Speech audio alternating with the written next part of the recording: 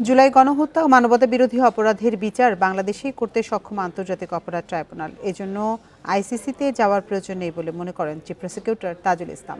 প্রয়োজনে আন্তর্জাতিক অপরাধ আদালত থেকে কারিগরি সহযোগিতা নেওয়া যেতে পারে।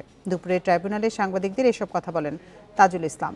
সম্প্রতি শেখ হাসিনার বিচারের জন্য আইসিসিতে যাওয়ার বিষয়ে বিভিন্ন মহলে আলোচনার সূত্র ধরে এসব কথা বলেন তিনি। বান্ডেল থাকলে প্রতি সেনমানিতে টাকা বাঁচবে। বিকাশ সেনমানি বান্ডিল কিনে জিতুন প্রতি লেনদেনে।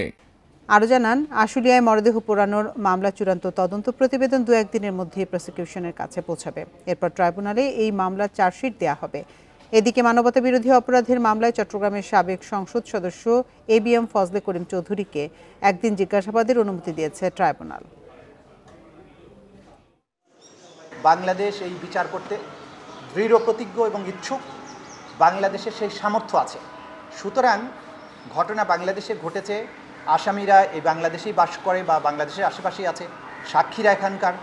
সুতরাং এই বিচার বাংলাদেশের কোর্টে হবে, এটাই হচ্ছে স্বাভাবিক বিষয়। মামলাগুলো বিচারের জন্য আইসিসিতে প্রেরণ করা হবে না, এটাই এখন পর্যন্ত আমাদের রাষ্ট্রীয় সিদ্ধান্ত।